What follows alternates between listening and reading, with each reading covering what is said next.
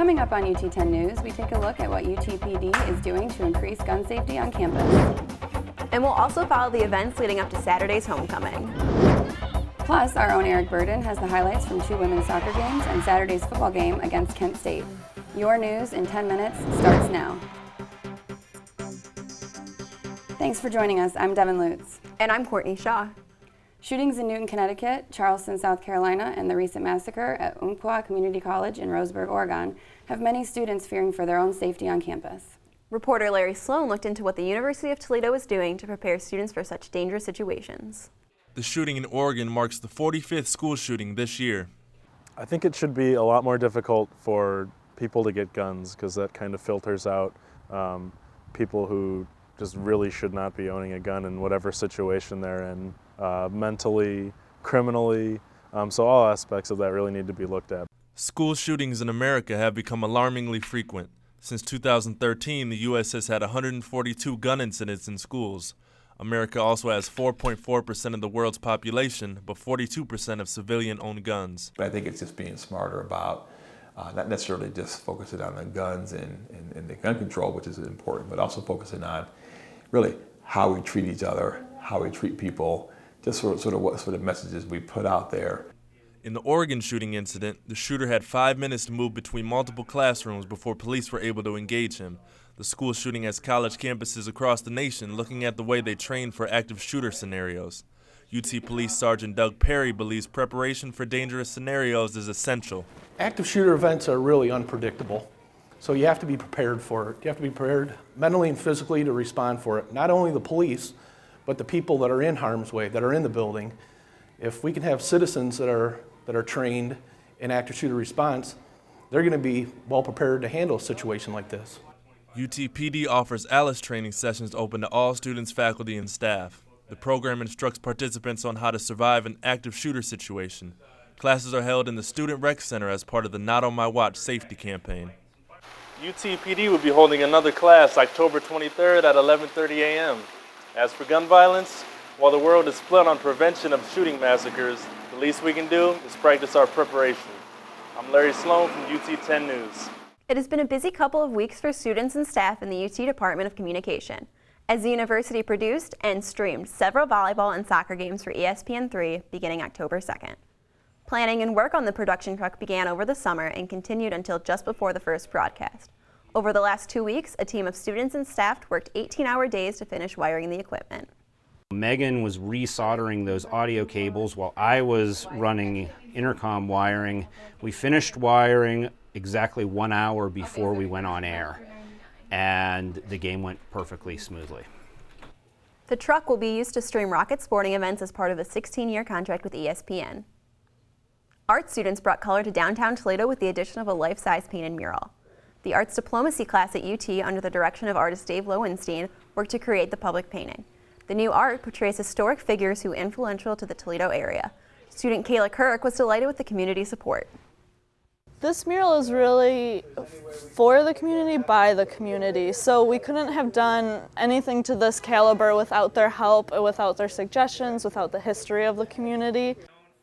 Over 50 volunteers helped to create the piece of art on the James B. Simmons building located on Indiana Avenue. Students came together last Friday for some selfless fun on the basketball court. Reporter Quincy Newson gives us a closer look at what took place. The Omega Psi Phi fraternity has teamed up with another student organization to host the 3rd annual I-75 basketball tournament. Students were asked to donate canned goods in order to participate or spectate. We donate all the canned goods to the Trade State Mission. So we collect about 2 tubs full of canned goods, and then we just drop them off over there. The Omega Psi Phi fraternity takes credit for helping donate over 400 pounds of food and hopes to keep the trend alive for future years to come. Well, I feel like this gives exposure. You know, like this lets everybody come together for a common cause. And it's just good to see different organizations be able to do that. Students watched a win-or-go-home type of tournament while also enjoying music, trivia games, a raffle drawing, and even a halftime dance performance, all provided by one of UT's newest organizations, Full Effect Media. I'm Quincy Newsom for UT 10 News. The University of Toledo Alumni Association honored its own Friday night at the annual Homecoming Gala. Alumni from each academic college were recognized for outstanding work in their respective fields. 3 additional awards presented were the Blue Tea, Gold Tea, and the Edward H. Schmidt Outstanding Youth Award. A video highlighting each honoree's life was shown.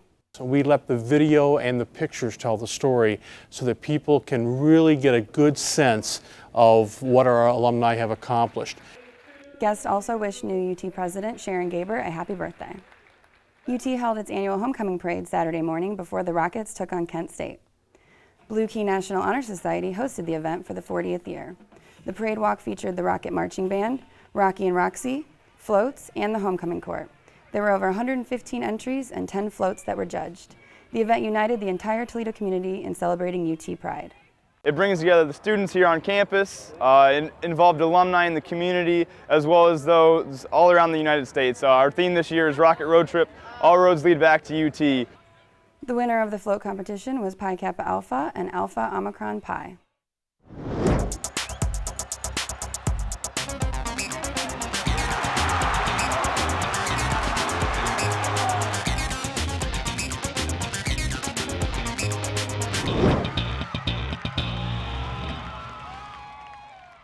I'm Eric Burden, and this is your UT10 Sports Report. It was homecoming weekend for the Rockets as the football and women's soccer teams hosted some MAC conference foes. First, the football team squared off against rival Kent State Saturday in the Glass Bowl. After being ranked in the top 25 for the first time in 3 years, UT looked to remain undefeated. The Golden Flashes opened the scoring early in the first quarter after a high snap sailed over Nick Ellis's head into the end zone and recovered for a Kent State touchdown. But it was all UT after that as Philip Ely completed a pass to Corey Jones, who took it in for a score to even the game at 7 late in the first quarter. Early in the second, Terry Swanson ran for 23 yards to tack on another Rockets touchdown and put them up 14-7. Junior Kareem Hunt returned from his hamstring injury and recorded 2 touchdown runs, including this one right before the half to make it 24-7. Hunt would add another in the third quarter as the Rockets cruised to a 38-7 victory. Head coach Matt Campbell said afterward the team will only continue to get better. I feel like our potential, when we reach it, we'll have a chance to be very high, and we haven't reached our full potential yet, but that's okay. It's the midway point of the season. We've got a lot of work to do. The Rockets will look to continue their winning streak against Eastern Michigan this Saturday in the Glass Bowl. The women's soccer team played 2 games at Scott Park over the weekend, the first coming against rival Bowling Green on Friday. The scoring came late in the game with UT sophomore Sophie Pull finding the back of the net in the 53rd minute to take a 1-0 lead. The Rockets would add an insurance goal as sophomore Reagan Price steals the ball and delivers a strike to put them up 2-0. They would hold that lead for the remainder of the game to shut out Bowling Green and earn their first conference win of the season. On Sunday, the Rockets looked for a second straight win when they faced Eastern Michigan.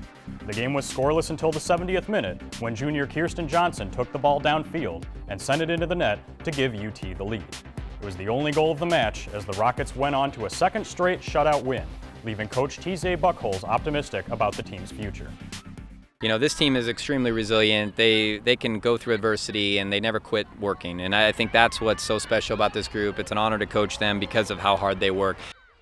UT will continue MAC play on Friday at Buffalo. Thanks, Eric. That's it for UT10 News. For the latest breaking news from campus and bios from all UT10 reporters, go to our website, ut10news.com. And remember, you can watch the live stream of our newscast production every Tuesday morning at 10:30 on our YouTube channel. For Courtney Shaw, Eric Burden, and all of our crew, I'm Devan Lutz. Have a great week and stay tuned for more news from the UT campus.